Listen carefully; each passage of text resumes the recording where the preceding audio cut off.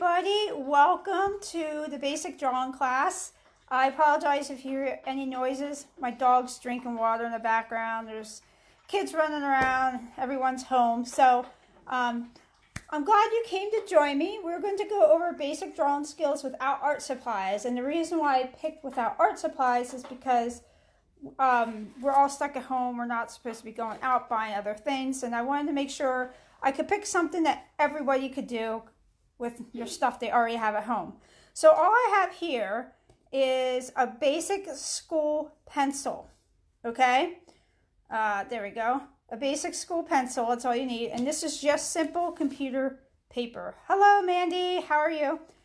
And if you have some Q-tips, and if you don't have Q-tips, get a tissue or toilet paper, but I don't know if anyone has that anymore, but anything to blend, okay? So, but if you do have a sketchbook or drawing pencils, you most certainly use them. I'm just picking supplies that everyone will have and how to use the supplies you have in hand to draw. All right, so on Tuesday, I talked a little bit, I gave you guys a challenge. Oh, you did. Hi, Mandy. So Mandy says she did the last lesson. I just want to go over what I kind of gave everyone a challenge of taking an object around the house and drawing it every day. The reason why I want you to draw every day is because it helps you, it really just helps you learn to draw. But the big challenge is I suggest using your hand because you always have your hands with you. Now, drawing, before I get into shading, because we're going to focus on how to shade, the whole concept of drawing is looking at objects differently. And if you're not used to looking at objects differently, I have an exercise that might help. Because a lot of times when we look at objects, we see like, hey, this is a cup. And you try in your mind to draw a cup, but you don't break it down into shapes because your mind, it's just a different way of thinking. So I have a picture, because it'd be easier with a picture to do this. I can draw over of a dog, two dogs. And when you draw something like that's obvious, a dog, you're going to go in your mind, oh my goodness, I want to look, my drawing to look like a dog. And we get so focused on what the object is than actually seeing the object. So here's a little trick. Hi, Cindy. Here's a little trick I do. Take a photo, even if it's not the thing you're drawing every day. This is just an exercise. So it's not going to look pretty. This is a mind exercise, how to draw. I want you to flip it upside down. They teach you this in art school, actually. And I want you, because the reason why you flip it upside down is it gets your mind to stop thinking these are two dogs. And I want you to look at the shapes and draw this backwards or upside down. So like here, it's almost like, I should get a pen here, but this is almost like an upside down, like a bowl shape. Okay, and again, on Tuesday, don't make definite lines. Okay, you'll end up with definite lines, but that takes process, that's layers and layers of drawing. You want to be uncommitted and go over until you find what you definitely want to put on. So it looks like a bowl. And this ear might look like a triangle. So try to think of shapes. And I'm like really lightly, I'm not committing to this. This is a circle right on this nose. And that goes right around here. And maybe like a teardrop. Now when you flip your drawings upside down, don't be shocked if they look really funny. This is just an exercise, okay? So this is to train you. This isn't to come with a nice drawing. This is to get you to think differently. This reminds me of a skinny oval here. Okay, and if you have any questions, feel free to make comments. And this reminds me of a triangle, the mouth. So the triangle, I'm just gonna, and he's got like a rectangle, which would be his tongue in reality, coming off. And then he has like another like a half circle here coming from the rectangle. So look at the shapes in relation to each other also. How do they connect? So stop thinking this is a dog right now. And maybe another square. I'm going to move this a little bit. Like a rounded at the bottom square. Okay. And let's do this guy. This is just a simple circle. So the circle ends right about there. Around there. And this is like a rectangle. So think of all the shapes. Like your kids can like ask, how many shapes can you find? I guess this would be kind of like a triangle almost. The tongue.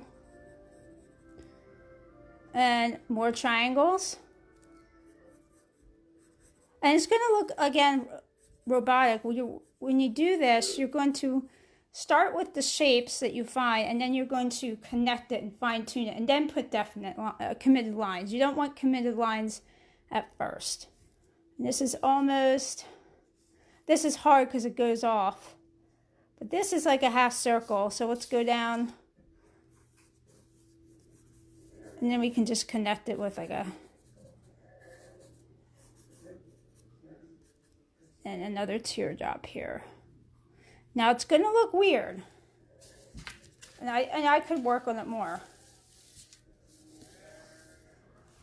And it might be off proportions, and that's fine, because when it's off proportions, you can see where the mistakes are, but this is really just an exercise. So that's going to help you look at shapes and objects. And obviously, if I wanted to finish this, I would just fine-tune this. But at least I got the placement down. That makes sense? All right, so try that if you're having trouble drawing your hand and you're like, oh, this doesn't look right. I can't think of shapes. Take anything that you like and flip it upside down, a photograph, before you do it live or whatever. All right, so we're going to talk about shading. And you can actually still shade with a regular school pencil, believe it or not. You might not get as many tone variations, but you can get more than you think. So I have a cup here. And I'm going to move you around a little bit. So first, I'm going to show you, we're talking about light source. So let's see if I could just move this whole tripod here. Yeah, I can. So you want to decide where your light source is. And if you notice, there's a shadow on the right-hand side. But the inside of the cup, the shadow is on the opposite side in the left. So you want to, before you draw, where is my light coming from? Okay? That's very important when you shadow or anything. So now that you saw the cup, you kind of know what I'm going to be drawing here. Let me turn the flashlight off. So again, I'm looking at shapes. So I'm going to draw like a, I guess I call it eclipse, or, all right, that's the top. And I like to define the bottom and connect it. I'm just looking at shapes. Whoop. See, I even messed up. And that's why I don't want defined lines. If I drew this committedly, it just, that's why I draw it light. Okay, and I might actually, if I want to put the handle on, I can.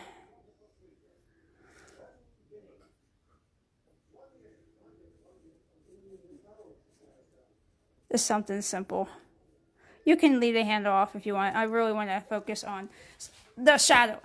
All right, so let's say I had the flashlight coming this way. So I'm going to draw an arrow so you know where the light source is coming from.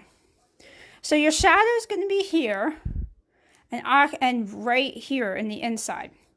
So take your pencil and you're going to, you can use the side of it if it's sharpened right, and you're going to make it darker on this side. Now, how you do your strokes really does matter. Since this is round, you just don't want to shade it like if this is round. You don't want to color it like this. Or it's not going to look as round. Your contour is going to be here. Now, if you have drawing pencils, you're going to have different hardnesses, different darknesses, but we're just working with one pencil. So on the edge here, I want you to press down harder or just keep going over it. And then when you come over here, you just press lighter.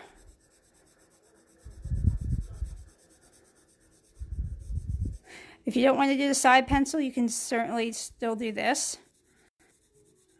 I'm just giving you different options here. And then nothing's truly white unless you have a white mug. So I'm going to ever so slightly just give, you can barely see it, a little light gray. So even with a pencil here that is not a professional drawing pencil, I'm still getting different tones here.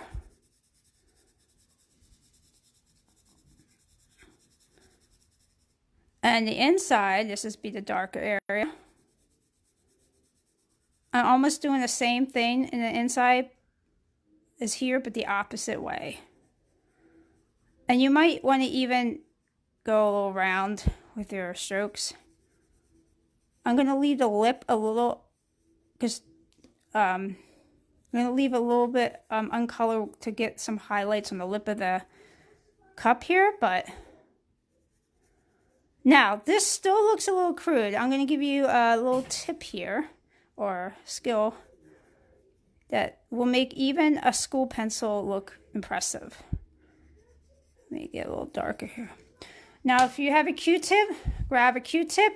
If you have don't have a Q-tip, you can use cotton balls, but they're not so defined. Or you can use your finger with like tissue over it. And this will actually blend, believe it or not. So you don't actually need drawing professional pencils to blend. It'll make it look a lot more impressive.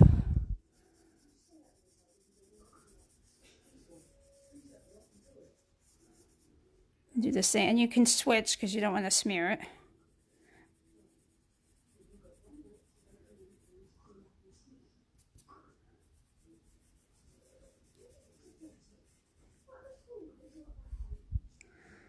That looks a lot better than just coloring it in with your pencil.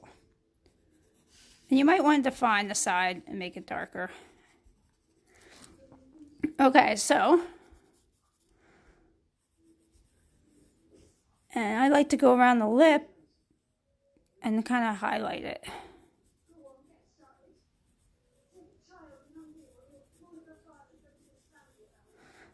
I know you can't see my cup, but if you have a cup, just look at the little details. Okay, I guess I can do this.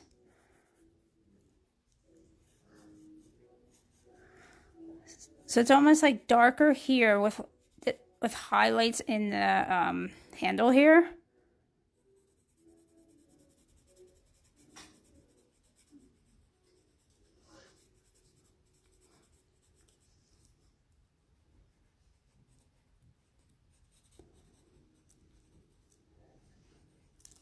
And if you have a new pencil or some eraser, you can actually put in little highlights. It's harder with, regular erasers, but you can do it. You can blend it. And the dark part is right where it turns.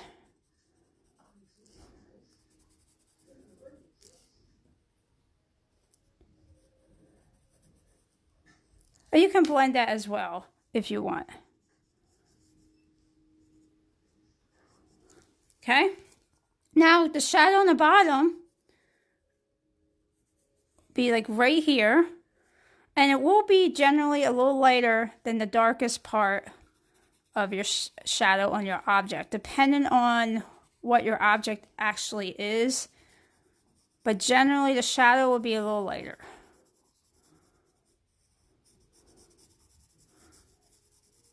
So just always think about where your light source is.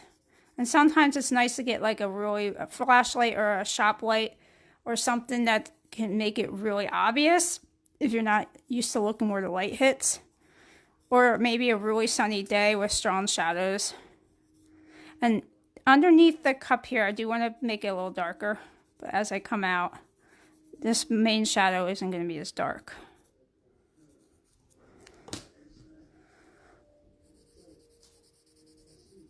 And I'm blending it also.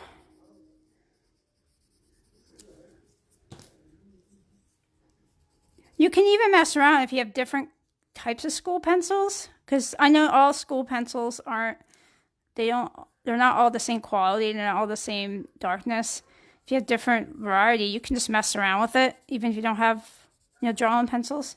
But this is just with a simple Dixon pencil that I use for school. And so you can get something this good without art supplies. So I want you to try this. Try blending your pencils and you will be surprised like what you can do with it. So keep practicing the object that you're drawing every day. Then I want you can pick the object you're drawing every day or something different, but make sure you get a good contrast of light and dark and work on shadowing and blending. And if you have any questions, always comment on the group or shoot me a picture of your drawing and ask, hey, I can't get this right. Can you help me out? I'd love to help you out. So that's my little tip for tonight. I'm planning to come back on Tuesday and Thursdays at 8, and at least until we're shut in, and then maybe I'll change the schedule. But we're all home anyway, so I figured I'd sit and have some fun with you guys. All right, so all right, give this a go. Let me know what you think, and I would love to see you post your projects. I'd love to see what you guys do. All right, you stay safe, stay healthy, wash your hands, have some fun with your families, do some art, and I will see you Tuesday. All right, thank you so much.